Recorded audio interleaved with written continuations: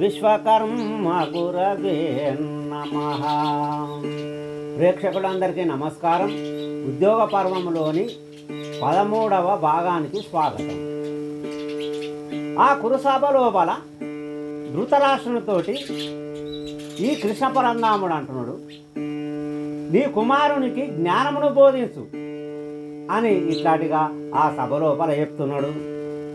పరదార పరధనమును అరదుగా గోరేటివాడు అదముడు లేని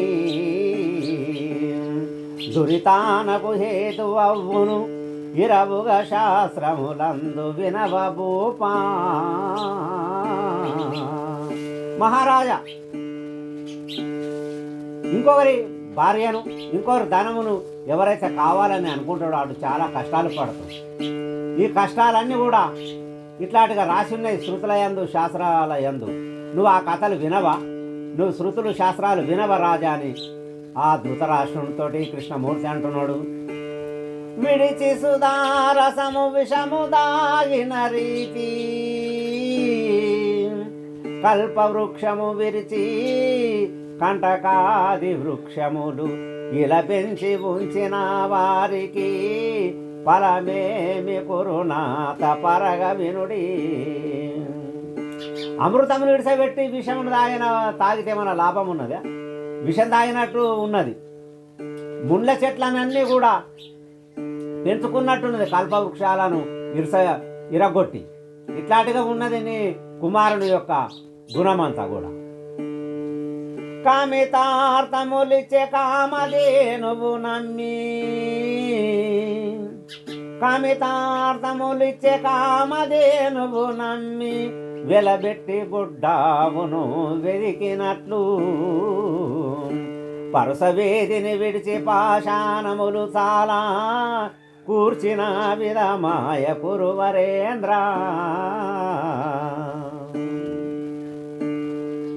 కామితార్థంలో కోరిన కోరికలు తీర్చేటటువంటి కామధేనును ఇడిసబెట్టి అమ్మేసుకొని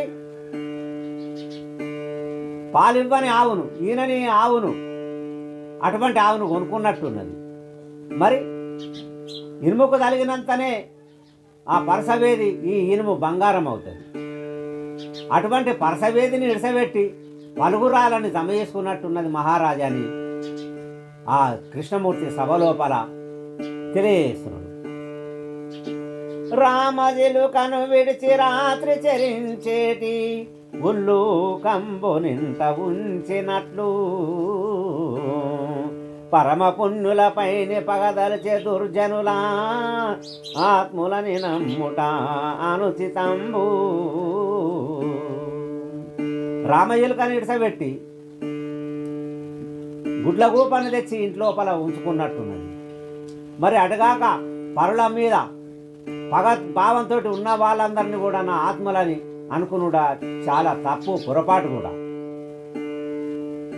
కాకి దొండ పండు కనబడు ఎర్రనై అందు చేదు గలదద్భుతంబు పనస పండు సరిపరగదత్తూరంబు ఎన్నితే నిజమనేర ఎవ్వరైనా. కాకి దొండ పండు ఎట్లాంటిగా ఉంటుందంటే చూడటానికి చాలా అందంగా ఉంటుంది, ఎర్రగా. మరి లోపల చాలా చేదు ఉంటుంది. మరి అట్లాంటిగానే పనస పండు సమానంగా ఈ దత్తూరం అని అంటే ఉమ్మెత్తకాయలు. ఆ ఉమ్మెత్తకాయలు ఈ పనస పండు ఒకే మాదిరిగా అనిపిస్తాయి. కానీ ఇది కూడా ఈ ఉమ్మెత్తకాయను పనస పండు అని అంటారా, పనసకాయ అని అంటారా? అన్నారు కదా. పరమరహస్యము యుక్తులు అరదుగా పరమాత్ముడనగా సభలోనా దుర్యోధనునికి సమ్మతి మరిగాదింతైనగానే మనుజనాత. ఆ పరమాత్ముడు సభ లోపల ధృతరాష్ట్రునికి అక్కడ ఉన్నటువంటి వాళ్ళందరూ కూడా తెలియజేస్తున్నాడు. కానీ ఈ దుర్యోధనునికి ఏ ఒక్క మాట కూడా నచ్చుతలేదు, మనసులో పడతలేదు, సమ్మతి కాకనే లేదు అతనికి. రోగిష్టికి దివ్యాన్నము బాగుగవ సవిరాని విధము భగవద్వైరి రాగద్వేషులు కరులకు ఏ గతి బంధు మనసు ఏర్పడమదిలో. రోగంతో ఉన్న వానికి మంచి అన్నంను పెడితే వాడు తింటాడా? రోగిష్టి తినలేడు కదా. మరి అట్లనే భగవంతుని మీద ద్వేషము ఉంచే వాళ్ళు కూడా, ఈ రాగద్వేషులు, దుర్మార్గులు, దుష్టులు, అలా మనసు బందుతుందా అతని మీద, పరమాత్ముని మీద ద్వేషభావంతో ఉన్న వాళ్ళకు? కోతికి రత్నహారములు, కోతికి రత్నహారములు కొంచెము వానికి పిన్న పెద్దలు, రాతికి సక్కిలి గింతలు రంకుముండకు పాప పుణ్యముల్, పాతక దుష్ట జంతునకు పండిత శ్లోకముల్, భూతుకు ధర్మశాస్త్రము భూతల మందునయాల భూవరా. కోతికి రత్నహార ఆరాల పేరు వేస్తే అది కొరికి పారేస్తుంది. మరి కొంచెం గుణవానికి చిన్నలు పెద్దలు అనికి విలువ అన్నది తెలియదు. మరి రాయికి గిలిగింతలు పెడితే దానికి ఏమన్నా అట్లాంటిగా గిలిగింతలు కలుగుతాయా? కలగాయి. రంకముండకు పాప పుణ్యాలు అవసరమే లేదు, దానికి తెలియనే తెలియదు. పాపంతో పుణ్యంతో దానికి అవసరమే లేదు. దుర్మార్గునికి దుష్టునకు పండితులు చెప్పే శ్లోకాలు వాడు వింటాడా? వినడు. మరి ఎప్పుడు కూడా బూతు మాట్లాడే వానికి ధర్మశాస్త్రాలు, నీతులు ఇవన్నీ కూడా అవసరమా? అవసరం లేదు. వాడు విననే వినడు. ఆయనకి ఎందుకు అవసరమేమున్నది? మద్యపానులకేల మరి తత్వబోధలు, దితుదిమ్మరికేలా దేవ పూజ, జారసోరులకేల జాతి విచారంబు, కాకులకు కస్తూరి కాంక్షయేలా. కళ్ళు తాగేవానికి, మద్యం తాగేవానికి, అటువంటి వానికి తత్వబోధలు చెప్తే వాడు వింటాడా? అడు నేర్చుకుంటాడా? దాన్ని ఆచరిస్తాడా? ఆచరించడు.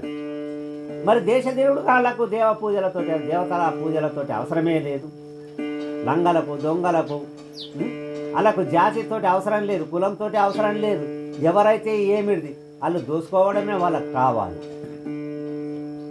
కాకులకు కస్తూరి కాంక్షయేలా, కస్తూరి సుగంధమైనది.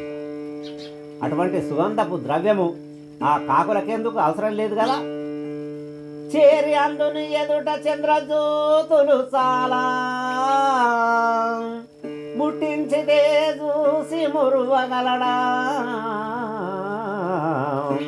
బదిరి సముఖాన బహుగానమును చేసే ఆరసంబువాని కంటగలదా. గుడ్డివాని ముందరికి దీపం తీసుకొని వెళ్తే ఆ వెలుక్కు, ఆ వెలుగే కాని రాదైతే వస్తువులు ఏం కానొస్తాయి, ఏమీ కాని రావు. మరి అట్లాంటిగానే చెవిటి వాని దగ్గరికి వెళ్ళి శంఖ మోగితే ఆ నాదం మనకు వినిపిస్తుందా? వినిపించదు. యాప వృక్షముకు పాలెన్నాళ్ళు పోసిన, యాప వృక్షముకు పాలెన్నాళ్ళు పోసిన, తీపు పుట్టబోదు తినుటకయ్యి, అతివృష్టి గిరి మీద అయిన మాత్రమే గాని నీరందు నిలుసునా నిమిషమైనా. యాప చెట్టుకు ఎన్ని రోజులు పాలు పోసినా కానీ, ఆ యాప పండు తిన్నప్పుడు కానీ, ఆకు తిన్నప్పుడు కానీ, ఆ చెక్కను తిన్నప్పుడు కానీ అది తీయగా వస్తుందా? తీయగా రాదు, చేదే వస్తుంది. ఎన్ని రోజులు పాలు పోసినా, చక్కెర పాలు పోసినా కానీ తిందామంటే తీయగా రానే రాదు. వర్షం పడుతుంది, ఆ అతి ఎక్కువ వర్షం పడితే గుట్ట మీద లాభమేమున్నది? అక్కడ నీళ్ళు ఏమన్నా ఉంటాయా? ఉండయి. అన్నీ ఆ గుట్ట మీదకి వెళ్ళి కిందకి వచ్చేస్తూనే ఉంటాయి. పరుసవేది వద్ద పాషాణము బెడితే బంగారమవునా బాగుగాను, కుక్కను గాదిపై గూర్తుండబెట్టినా కూరిమితో తోలు గొరుకుగాక. పరసవేదిని తీసుకొని వెళ్ళి బండ మీద పెడితే ఆ బండ బంగారం అవుతుందా? ఎప్పటికీ కాలేదు. ఇనిమి అవుతుంది కానీ ఈ బండ బంగారం కాదు. మరి అటుగాక కుక్కను తీసుకపోయి సింహాసనం మీద కూర్చుండబెడితే అది తోలే ఉరుకుతుంది కానీ అది పరిపాలన చేస్తుంది? చెయ్యలేదు కదా. పిరికికి శస్త్రం బిచ్చితే పిరికికి శస్త్రం బిచ్చితే నరకునాసూరుని నాగమందు ధరలోపల వీర మంత్రము మరి దూర్తులు విన్నయపుడు మహాత్యము గలదా. పిరికివానికి భయపడేవానికి శస్త్రం ఇస్తే అంటే ఆయుధం ఇస్తే యుద్ధరంగం లోపల ఎదుటి వాడిని నరుకుతాడా? నరకలేడు. భయంతో ఎందుకు నరుకుతాడు? ఆ యుద్ధరంగం లోపల ఎదుటి వాడిని నరకనే లేడు అంటే వానితో యుద్ధం చేయనే లేడు, భయపడుతున్నాడు కాబట్టి. మరి అట్లాడిగానే దూర్తులకు దుర్మారులకు దుష్టులకు వేద మంత్రాలు చెప్తే దాని మాత్యము ఆ మంత్రాల యొక్క మాత్యం ఏమన్నా తెలుస్తుందా? ఏమీ తెలియదు. కమలంబులో మకరందము భ్రమరముకే గుర్తుగాని బకముకు గలరా. సుమశర జనకుని పలుకులు క్రమముగా సజ్జనుల కెరుక కలులకు గలవా. కమలం పువ్వు లోపల ఉన్నటువంటి తేనె ఆ తేనెటికే తెలుస్తుంది దాని యొక్క తీపి, దాని యొక్క మాధుర్యం. మరి ఆ కమలము లోపల ఉన్న తేనెను ఈ బకంకు ఏమన్నా తెలుస్తుందా? దాని రుచి తెలుస్తుందా? ఏమి తెలియదు కదా. మరి అట్లాంటిగానే ఈ పరమాత్మ యొక్క మాటలన్నీ కూడా సజ్జనులకే తెలుస్తాయి, బోధపడతాయి. కానీ దుర్మార్గులకు దుష్టులకు పాపాత్ములకు మూర్ఖులకు ఇవి ఎప్పటికి కూడా బోధపడవు. విని శ్రీపతి వాక్యంబులు మనమునా విని శ్రీపతి వాక్యంబులు మనమున ఆనందముంది మహారుసులెల్లా. కనుసుండగ సభలోపల అనెను పరశరానందనుండు అందరూ కనగా. ఈ పరమాత్ముడు చెప్పే మాటలన్నీ విని మునీశ్వరులు, రాజులు, తెలిసిన వాళ్ళు, జ్ఞానులు వీళ్ళందరూ కూడా చాలా సంతోషపడ్డారు. ఆ సమయం లోపల వ్యాస భగవానుడు అందరు చూడంగా ఆ సభ లోపల నిలబడి మునునే క్షత్రియా చేసినా మునునే క్షత్రియా చేసిన 37 మార్లిందు అనబుగా వార్తంతా లోకమున అయినాది గుర్తే ముందు. ఒక రహస్యము తెలిపేదా సకల ఒక రహస్యము తెలిపేదా సకాల గనులెల్లా వినోడి కాదరాల మునునే క్షత్రియ చేసిన. ఆ వ్యాస భగవానుడు సభ లోపల నిలబడి మాట్లాడుతున్నాడు. నేను ఇంతకుముందు 37 సార్లు రాజరికం చేసిన, నేను రాజ్యమేలను, నేను ఇదంతా కూడా నేను ఇట్లాంటిగా రాజ్యం చేసింది చాలా మందికి తెలిసి ఉన్నది. ఒక రహస్యము తెలిపేదా సకాల గనులెల్లా వినోడి కాదరాల. నేను చేసినప్పుడు, రాజ్యం చేసినప్పుడు ఒక వార్త మీకు తెలుసా, ఒక రహస్యం మీకు చెప్తా, అందరు కూడా వినులని ఆ వ్యాస భగవానుడు అక్కడ సభ లోపల అంటున్నాడు.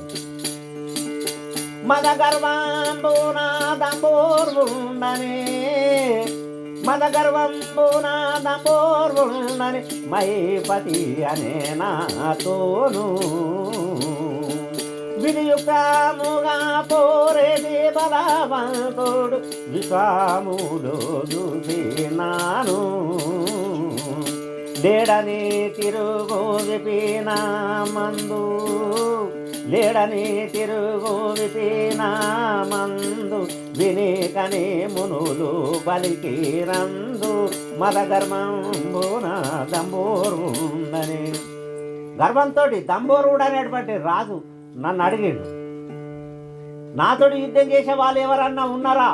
ఎవరు కూడా లేరు ఈ లోకం లోపల అని ఇట్లాంటిగా తిరిగే సమయం లోపల మునీశ్వరులు ఏమన్నారు కదా, ఆ మాటలు విని బలవంతులు నరనారాయణులని బలవంతులు నరనారాయణులని బలీరాశ్రమము నా భూపా చెలగి తపస్సును చేతురు పురుషను చేతానైతే శాపకు జగమందునాగా శాపకు జగమందునాగా పని మనుటకు మునులనాగా బలవంతులు నారాయణులని. ఆ విన్నటువంటి ఆ దంబోరుని మాటలు విన్నటువంటి మునులు అంటున్నారు, దంబోర్వా నువ్వు మాత్రం బద్రాశ్రమానికి వెళ్ళు, అక్కడ నరనారాయణులు ఉన్నారు. నువ్వు ఊకే మాతోటి యుద్ధం చేస్తానని అంటున్నావు, మాతోటి ఎందుకు చేస్తావు? మేము బలహీనులం. ఆడ బలవంతులు నరనారాయణులు ఉన్నారు బద్రాశ్రమం లోపల. వాళ్ళ దగ్గరికి వెళ్ళి నువ్వు యుద్ధం చేసి వాళ్ళని గెలని ఇక్కడ మునీశ్వరులు ఆ దంబరుతో చెప్పిందని ఈ వ్యాస భగవానుడు సభ లోపల తెలియజేస్తున్నాడు. మర్లే దంబోర్వుడప్పుడు విని మరియు పురికి చేరి సైన్యంబు సిద్ధంబు చేసుకొని తరలే బదిరాశ్రమంబుకు తక్షణంబు పలికె నిలుచుండి గర్వమునా పసితుడచట.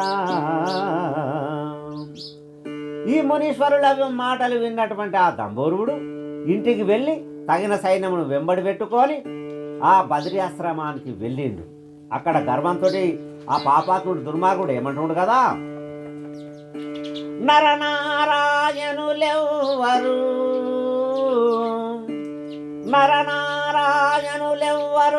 అరదుగ దంబోరుడను నే అరుదించినను దురముకు రండిక శీఘ్రము శరశాపము పూని ఇందు సేలుగనగా. ఆ బద్రాశ్రమానికి వెళ్ళి అక్కడ నిలబడి గర్వంతో నరనారాయణులు ఎవరు, ఇక్కడ వాళ్ళు రండి, నాతో యుద్ధం చేయడానికి రండి, శరశాపాలు బాణాలు తీసుకుని రండి అని ఇట్లాంటిగా ఆ దంబరుడు ఆ బద్రాశ్రమం లోపల ఉరుతున్నాడు. ఇట్లాంటిగా వినేవారు అనిరుపణాత విశ్వమందు ఏమి వైరము లేనిది ఎదుట నిలచి కారణం వేమిక పోరుట కథనమునకు రమ్మనకు వేగ బొమ్మి మహారాజరాజా. ఆ దంబరుని మాటలు విన్నటువంటి మునీశ్వరులు అంటున్నారు, మహారాజా మీకు మాకు వైరం లేనిది, మాటలు లేనిది ఎందుకు యుద్ధం చేస్తాం? ఎవరు చేసేటోళ్ళు ఉన్నారు? మీకేమన్నా మాకేమన్నా వైరం ఉన్నదా? ఏమాత్రం వైరం లేదు, కారణం లేక ఎందుకు యుద్ధం చేయాలా? మహారాజా మాతోని కాదు, మీరు ఇక్కడికి వెళ్ళి వెల్లుల్లేని ఆ బద్రాశ్రమం లోపల ఉన్నటువంటి మునులు దంబోరునితోటి అంటున్నారు. వినిమూర్కుండనే ధరలో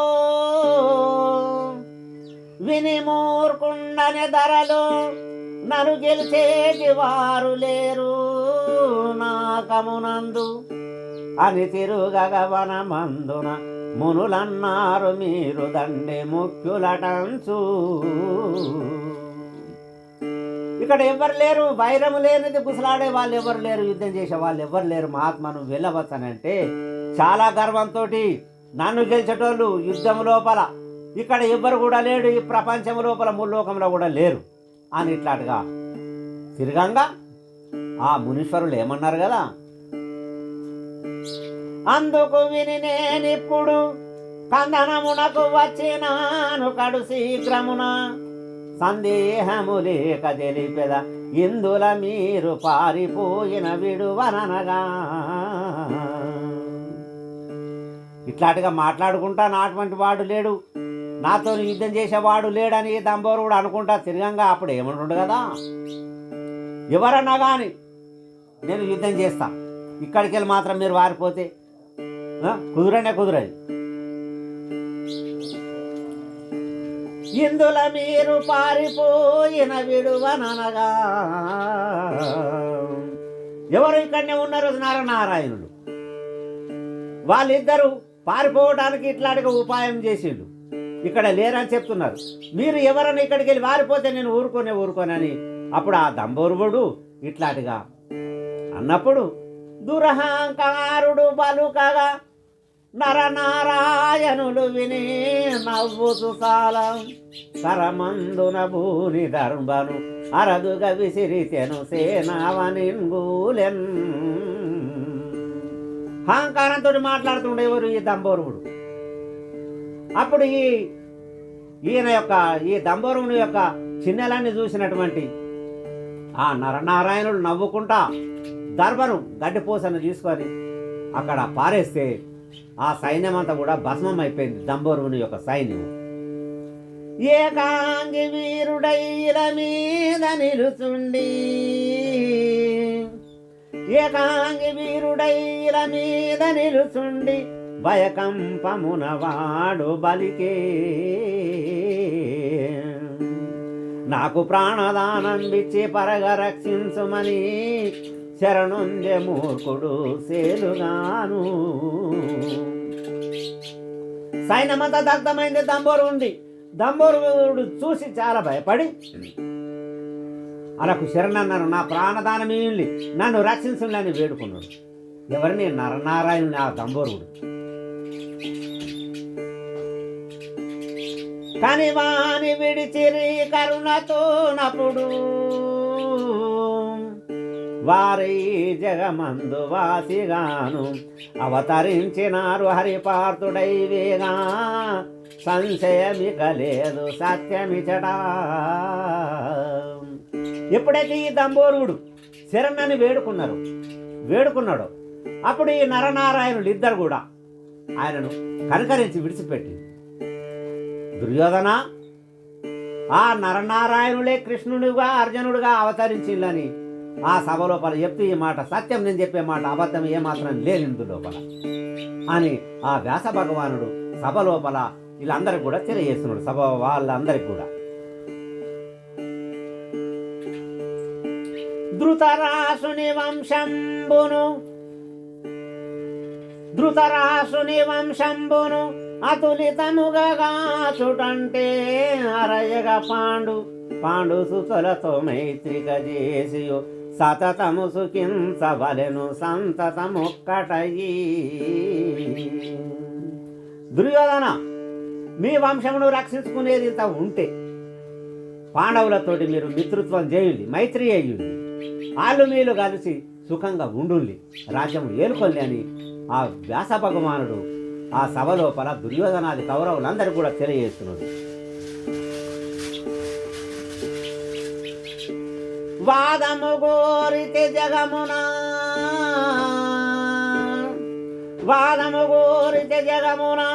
బాధలకే మూలమౌను బాగుగా వినుడి. ఈ ధరలో పాండవులకు శ్రీధరుడే సాయకర్త సిరులో సగుటకు. మీరు మాత్రం పగతోటి వాళ్ళ మీద భరతుని యుద్ధం చేయాలని అనుకుంటే మాత్రం మీరు తప్పకుండా కష్టాల పాలవుతారు. మరి అన్ని బాధలకు మూలమైపోతుంది అదంతా కూడా. వాళ్ళకు సహాయకర్తగా ఈ పరమాత్ముడే ఉన్నాడు. ఈ నారాయణుడు ఎక్కడ ఉన్నాడు? శ్రీధరుడే సహాయకర్త. వాళ్ళకు సాయం చేసేవాడు ఎవరే కాదు, ఇగో ఈ పరమాత్ముడే సాయం చేసేవాడు ఉన్నాడు. దుర్యోధన అని ఆ వ్యాస భగవానుడు సభ లోపల తెలియజేస్తున్నాడు.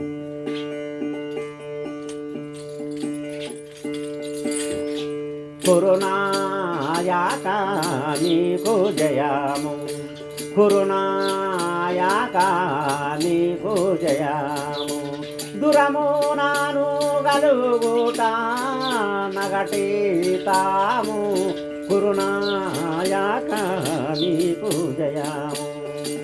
పరమాత్ముడే సాయామజట రణమునా నిలిచి పార్థుని ఎదుట, కురునాయాక నీకు జయము. దుర్యోధన, ఆ యుద్ధ రంగం లోపల మాత్రం మీకు జయం కలగదు. ఎందుకు కలగదంటే ఈ పరమాత్ముడే పాండవులకు సాయంగా ఉన్నాడు. పరమాత్ముడు ఎక్కడ ఉంటాడో అక్కడనే విజయం కలుగుతుంది అని ఆ వ్యాస భగవానుడు తెలియజేస్తున్నాడు. పార్థుని ఎదుట ధృతి చేసి బోరేటి వాడు, పార్థుని ఎదుట ధృతి చేసి బోరేటి వాడు, లోకమున వీరుడెవ్వాడున్నాడు, పాడుతూని ఎదుట గురుతుంచు నీ ఆత్మాయందు గుర్తుంచు నీ ఆత్మాయందు నేననే పలుకు అనృతముగాదిందు ధృతి చేసి బోరేటి వాడు. ఆ అర్జునుని ముందారా ధైర్యం చేసి నిలబడి అర్జునునితో యుద్ధం చేసేవాడు ఈ లోకం లోపల ఎవరు కూడా లేదు. నేను చెప్పే మాట నీ మనసు లోపల ఉంచుకో అని ఆ వ్యాస భగవానుడు దుర్యోధనుడితో అంటున్నాడు. నేను చెప్పే మాటలు మాత్రం ఎప్పటికి కూడా అబద్ధం కావు. కాదు కల్పాంతమెన్నటికి కాదు కల్పాంతమెన్నటికి సుఖము లేదు కలహము నా చెవిటికి కాదు కల్పాంతమెన్నటికి కలనైనా నీవు కులగాత కలనైనా నీవు కులగాత ఛాయాదగాదు ఇలలో నాత కలనైనా నీవు కులగాత. దుర్యోధన నేను చెప్పే మాటలు ఈ కల్పమైనప్పటికీ కూడా అబద్ధంగానే కావు. కల్పాంతం వరకు నేను అన్ని మాటలు నిజం మాట్లాడుతున్నా, నేను నిజమే చెప్తున్నా. నువ్వు అబద్ధం అనుకోకు. నువ్వు కల లోపల కూడా గుసలాడతానంటే నువ్వు సుఖపడవు నాయన అని ఆ వ్యాస భగవానుడు సభ లోపల దుర్యోధనుడితోటి అంటున్నాడు. పరశరాత్ముండు బలుకంగా పరశరాత్ముడు బలకంగా ఆనందముందిరి అధికులంతా వినిసుయోధనుడని విప్రానుష్ఠానంబు ఛాయవలె మీరు బహు చెప్పుటేమి. ఇట్లాంటిగా ఆ వ్యాస భగవానుడు మాట్లాడినప్పుడు అందరూ కూడా సభ లోపల ఉన్న వాళ్ళందరూ విని చాలా సంతోషపడితే ఆ దుర్యోధనుడు ఉంటారు, మీరు బ్రాహ్మణులు తీరంగా పొగుడుతూనే ఉంటారు, మీరు మాట్లాడుతూనే ఉంటారు అవే మాటలు. పాండవులు పుణ్యాత్ములు ధన్యాత్ములు వీరాది వీరులు అర్జునుడు ముందాట యుద్ధం చేస్తుడు ఎవడు కూడా లేడు, ఈ ప్రపంచంలో లేడు, భీముడు బలవంతుడు, వీళ్ళందరూ బలవంతులు. ఇట్లాంటిగా మీరు మాట్లాడతారు, మీరు ఇట్లాంటిగా నా అనుష్ఠానం అలా జపతపములు చేసుకుంటేనే చేరులేని ఆ దుర్యోధనుడు సభ లోపల అంటున్నాడు. క్షత్రియ కులమున బుట్టియు క్షత్రియ కులమున బుట్టియు దాత్రిలో దూరమునకు విరిచి ధైర్యము లేక గోత్రజులకు ఇలా శరణని కాలత్రయముల యందు కాదు లక్ష విధాల. మేము క్షత్రియ కులము లోపల పుట్టిన వాళ్ళము, మేము మా గోత్రజులు మా పాలెవాళ్ళకు మేము అలా శరణని పోయి వాళ్ళకు మేము రాజ్యం ఇస్తామా? యుద్ధం చేయడానికి ధైర్యం ఉండాలా అని ఇట్లాంటిగా ఆ దుర్యోధనుడు అక్కడ అంటున్నాడు సభ లోపల. ఎందరన్నను మదిలోన వెరువననుచు వానుసుతు మోము చూసిట్లు బలుకగాను అనెను సురముని నరనాతతిశయంబు కఠిన వాక్యములు బలుకుట కార్యహాని. మీరెందరన్నా ఎప్పుడు ఏమన్నాను మాత్రం నేను యుద్ధం చేయడానికి వెరిచేటోని కానే కాను. నేను భయపడనుకుంటా ఇట్లా ఆ సూర్య భగవానుడి కుమారుడైనటువంటి కర్ణుని ముఖం చూస్తున్నాడు.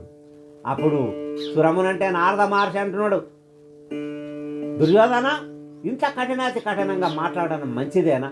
అది మంచిది కాదు నాయన, పనంతా ఎడిపోతుంది ఇట్లాంటిగా మాట్లాడితే, కఠినంగా మాట్లాడకు అని ఆ నారద మహర్షి తెలియజేస్తున్నాడు అక్కడ సభ లోపల.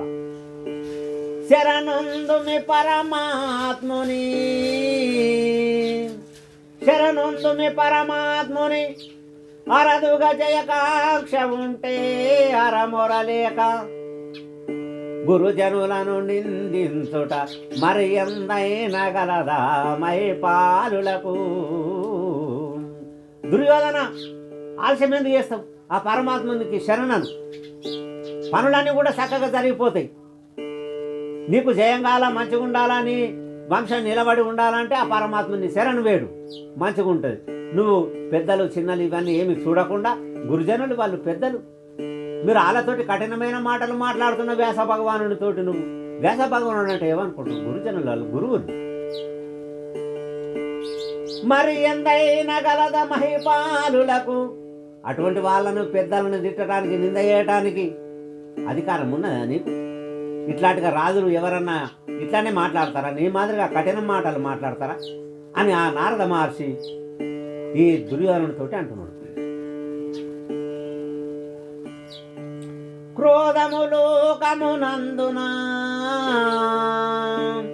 క్రోధములోకమునందున ప్రమాదం వని మైపాలులకు మైలో వినగా వాదించకెవ్వరి తోడను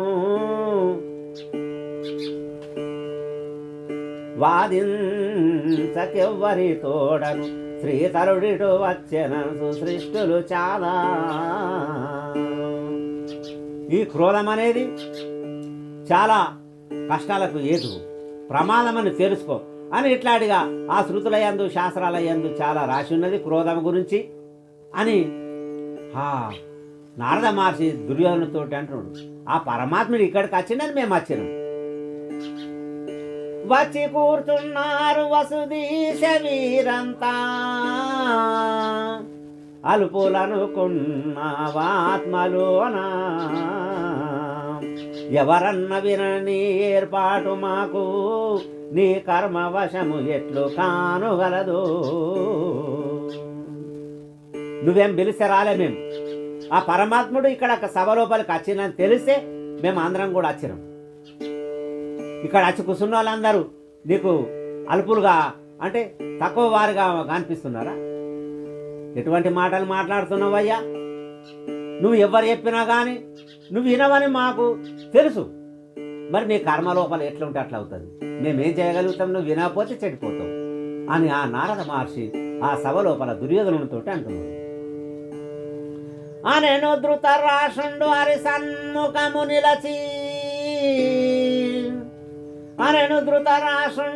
సన్ముఖము నిలచి ఏమి సేతు నేను యత్నమిచట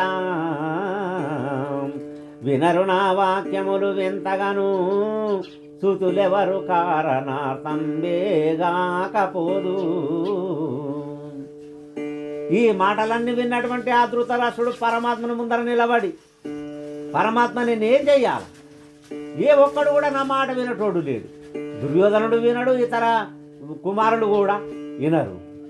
పరమాత్ముని సుయోధనుడు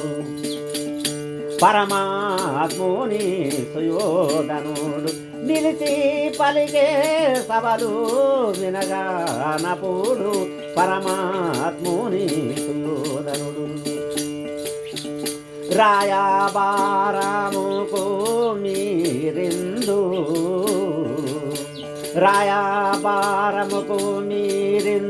వచ్చి మహాగృహం విడిచిపోయి మా పురామందు రాయబారముకు మీరందు.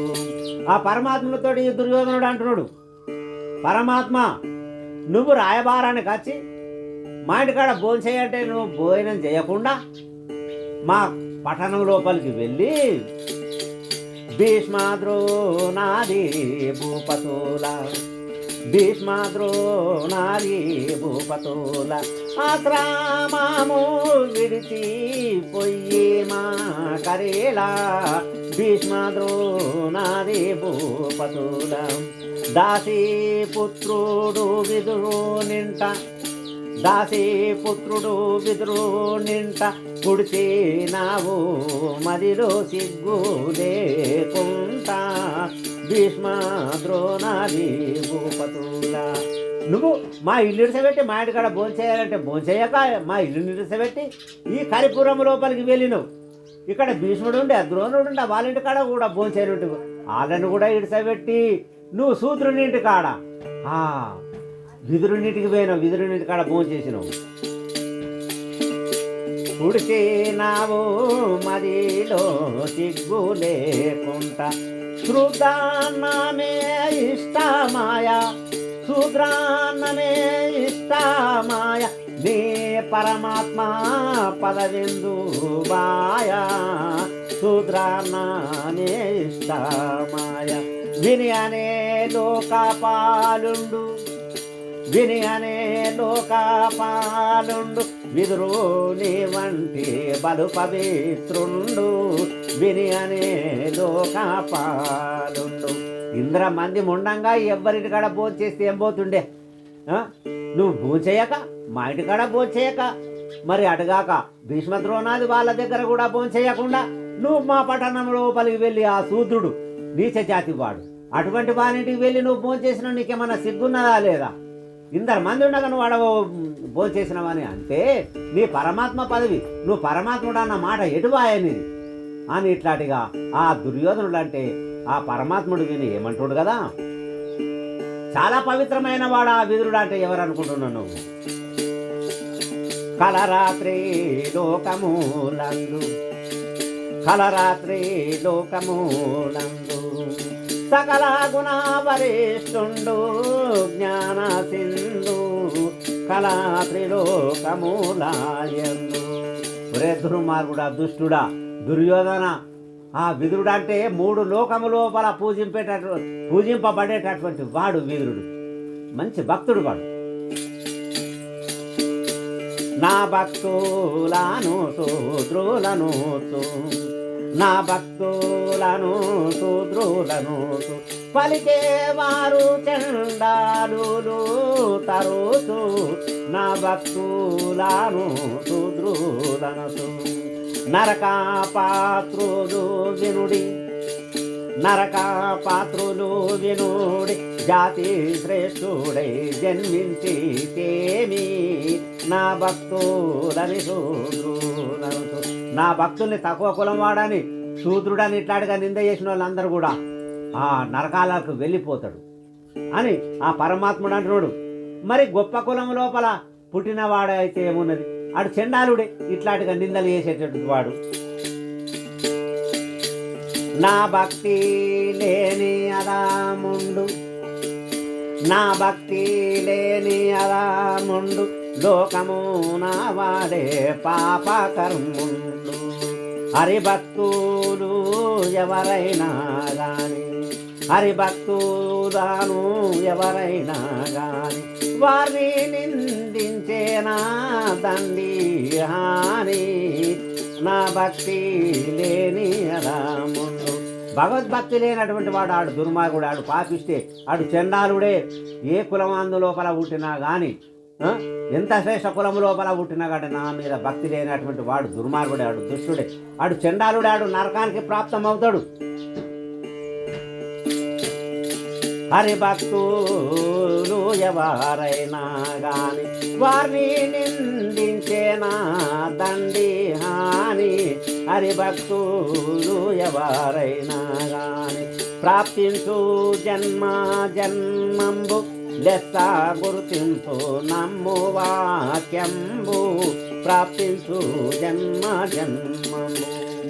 హరిభక్తులను ఎవరైనా నింద చేసినట్లయితే, తిట్టినైతే, వాళ్ళకి ఆని తలపెట్టినైతే లావే మోసం జరిగిపోతుంది. మరి అటువంటి వారిని ఎవరైనా ఇట్లాంటిగా అంటే వాళ్ళు తప్పకుండా నరకాలకు ప్రాప్తమవుతారు. నా మాటలు అన్ని నువ్వు నమ్ముకొని ఉండాలి ఆ కృష్ణ పరంధాముడు దుర్యోధనునితో అంటున్నాడు.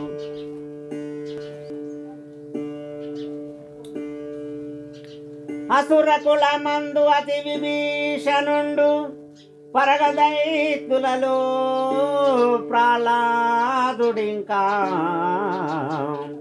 గుహుడే కాలము వాడు గురు తెరుగు మనసందు ధర్మవ్యాసుని కులము ధరణి ఏది.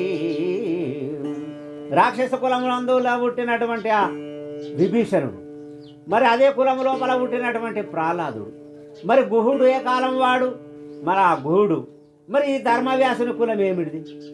ఇదేమన్నా నీకు తెలుస్తున్నదా? నీ చెయ్యోని అని నిజముగా బలికినా అరే భక్తి చెవారు అధికులైరి. బ్రాహ్మణులై బుట్టి బలు గర్వమున కొంత నరక ప్రాప్తులైరి నమ్ము కొంత. వీళ్ళందరూ కూడా నీచ జాతి లోపలనే పుట్టినోళ్ళే. మరి హరిభక్తి చేతాలు చాలా గొప్ప వాళ్ళైంది. గొప్ప వాళ్ళంటే చాలా గొప్ప వాళ్ళు అయిపోయాడు. మరి బ్రాహ్మణ కులం లోపల పుట్టా, మరి గుణమైతే మించగలేకపాయ, హరిభక్తి లేకపాయ, గుణం కూడా మించగలేకపాయ. అటువంటి వాళ్ళు ఎందరో మంది శ్రేష్ఠ కులం లోపల పుట్టినప్పటికి కూడా నరకాల పాలైపోయింది కదా. భక్తిహీనులైన బ్రాహ్మణ క్షత్రియులకును కనుగొను సాయంబు కలనైనా విదురుని బలి భక్తి విమల సత్కారంబు కని తృప్తి అయ్యి నేను కరుణ చాత. బ్రాహ్మణుడైతే ఉన్నది, క్షత్రియులైతేనేమో అతడు నా భక్తుడు. అతని భక్తికి నేను మెచ్చి ఆ విదురుని ఇంటికాడ నేను భోజనం చేసిన, అక్కడనే రాత్రి పండుకున్నా. ఆధారము కన్నను అన్నపానాదులు ఎంసని సక్కవులు ఎంసలేదు. మరి జీర్ణమన్నమౌ మైలో సత్కారంబు అజరమరం బనిది అది కులెల్లా.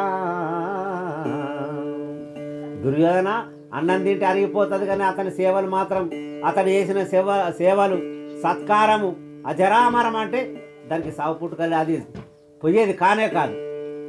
ఎల్లకాలం కూడా ఇట్లాంటిగా మర్యాదలు చేసిన అన్న పేరు ఉంటుంది.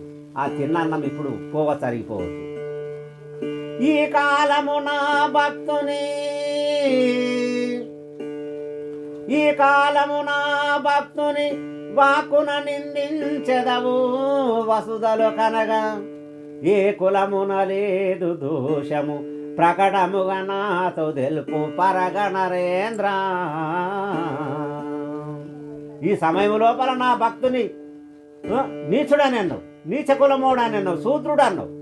నువ్వు శూద్రాన్నం ఎట్లయితే తిన్నావు అని అన్నావు. అటువంటి మాటలు మాట్లాడకు. ఏ కులం లోపల లేదు దోషం, అన్ని కులాలు దోషంతో ఉన్నాయి. ఒకళ్ళకొకరు పుట్టిండు, దోషం ఎందుకు లేదు?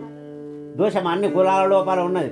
మరి లేని వాళ్ళు ఎవరన్నా ఉంటే నాకు చూపి. మరి అందరి మర్మాలు అరసి చూడగన్యాలా మునుని కులం ఏదో ముఖ్యమేదో. సందేహము లేక సర్వము తెలిసితే నిందించవెవ్వరిని నీతి తోడా. దుర్యోధన, అందరి యొక్క మర్మాలన్నీ గిట్లనే ఉన్నాయి. మరి ముఖ్యమైనది నీ కులమేమిడిదో అది కూడా చెప్పు. నువ్వు సర్వం నువ్వు తెలుసుకోక నువ్వు ఇట్లాంటిగా మాట్లాడచ్చు. ఇవన్నీ కూడా నువ్వు తెలుసుకుంటే నువ్వు ఏమి కూడా నిందలు వెయ్యవు అని ఆ కృష్ణ పరంధాముడు దుర్యోధనుడితోటి అంటున్నాడు. ఊర్వశి గర్భమున ఉదయించే వశిష్ఠుడు బ్రహ్మ పదవి పొందే బాగుగాను. సకల లోకములందు సన్మానశీలుడాయా ఎంచబడెను జాతి ఎందు బాయా. ఊర్వశి గర్భము లోపల పుట్టినటువంటి వాడు ఆ వశిష్ఠ మహర్షి. మరి వశిష్ఠుడు నీచుడే కావచ్చు, నీచ కులం లోపలే పుట్టచ్చు. మరి బ్రహ్మజ్ఞాని అయి బ్రహ్మమును తెలుసుకున్నవాడై అతడు బ్రహ్మ పదవిని పొందిండు. మరి కులం ఎక్కడికి వాయనయ్యా? నీచుడే కావచ్చు కానీ బ్రహ్మ పదవిని పొందిండు కదా వశిష్ఠ మహర్షి. ఈ మూడు లోకములందు కూడా అతడు పూజనీయుడైండు. మృగ గర్భమందు ముని శృంగి ఋషి పుట్టే దశరథ మహారాజు ధార్మికునితో పుత్రకామేష్టి పృథ్వీలో జయించి పదవికెక్కను కులము పాయనెందు. ఆ జింక గర్భం లోపల మృగం అంటే మృగ గర్భం అంటే జింక గర్భము లోపల శృంగ మహర్షి పుట్టిండు. ఆ శృంగి దశరథుతోటి పుత్రకామేష్టి యజ్ఞం చేయించిండు కాబట్టి మరి అతని కులం ఎటువాయా శృంగిది. బోయి కులమునందు భూపాల వ్యాసులు జరించే వారసిది చెప్పవశమ అమిత తపోవంతుడు అతని వంశమే మీరు ఏ కులం బని ఎంచిరయ్యా. బోయవాని కులం లోపల ఈ వ్యాస భగవానుడు పుట్టిండు. మరి అతని స్థితిగతులైతే నీకు చెప్పే అవసరం లేదు. చాలా గొప్పవాడు, పుణ్యాత్ముడు, మహాముని, వ్యాస భగవానుడు అని ఇట్లాంటిగా పిలుస్తాడు. మరి అటువంటి ఆ వ్యాస భగవానునికి పుట్టినటువంటి వాళ్ళే మీరు అని మిమ్ముని ఏ కులం అని అంటున్నారు. చెప్పని ఆ దుర్యోధనుడితోటి కృష్ణమూర్తి అంటున్నాడు. స్థిర పొన్నుని విదురుని బహు మరి నిందించినను ఇప్పుడే మడిసేవు మూర్ఖ కురునాయక నా వాక్యము తరువాత క్లేశ పడగ తలిసేవు చాలా.